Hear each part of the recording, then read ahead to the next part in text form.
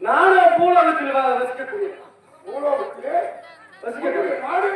மணிநகராபுரி நாடு. என்னுடைய பெயரோ மாறன், பூலோகவாசி. வர காரணம் இந்த பெண்ணாகப்பட்டவன் கொண்டிருந்தார். அந்த சமயத்தில் 2 கழுதைகள் வந்து இவன் கற்பை சூறாட பார்த்தாங்க.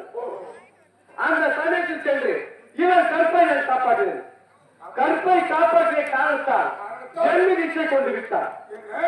என்னை காலைக்கு சொன்னால், திருமணம் செய்து கொண்டு சொன்னால், என்னை கட்டிப்பிடித்து முத்தம் கொடுக்க சொன்னார். எதற்குமே என்னை இப்படி மாலையாக சூடிக்கொண்டார்.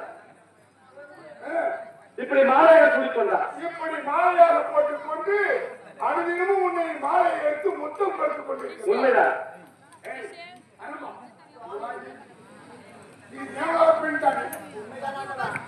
உங்கள் நால்வரும் ஆளுக்கு ஒரு திசையாக சென்று நறுமணமாக வீசக்கூடிய மலரை பறித்து ஆரமாக கொடுத்து தேவரம் வர வேண்டும் என்றுதான் வைத்திருக்கிறேன்.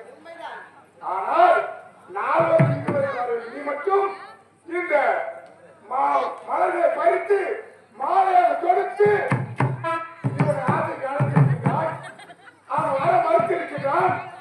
ஆனால் அவன் ஒரு மாலையாக செய்து கருத்தில் அணிந்து கொண்டு வந்திருக்கிறான். என்ன ஆளுநர் இப்படிப்பட்ட காரியத்தை செய்யலாமா?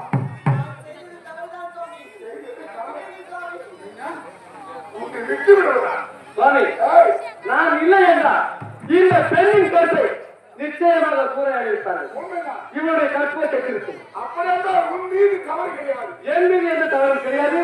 நான் நாட்டையும் நாட்டு மக்களையும் காப்பாற்ற வேண்டிய வேலை இருக்கின்றது. உன்னுடைய நாட்டுக்கு நீ சென்று செல்லலாமா?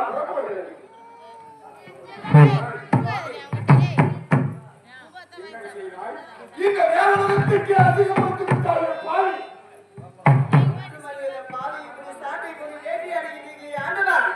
ஒன்றும் தெரியாது. ஒரு தேவாலய பெண் பூலோகத்தில் சென்று ஒரு பூலோக வாசியை ஆசைக்கு அழைத்திருக்கிறார். அவன் அழைத்திருக்கிறான். அவனை ஒரு மாலையாக செய்து உன் கழுத்தை அழித்து வந்தது முதல் காணி. அது அம்மாவுக்கு சும்மா கும்பாலம் போனது.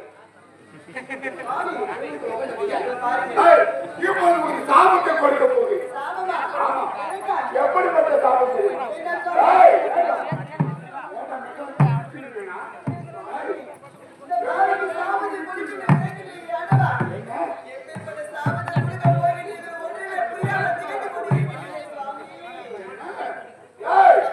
நீ எப்பொழுது ஒரு பூலோகம் சேர்ந்து ஒரு பூலோக வாசி ஆசைக்கு அழைத்திருக்கிறாரோ உனக்கு சாபத்தை கொடுக்க போகிறேன்.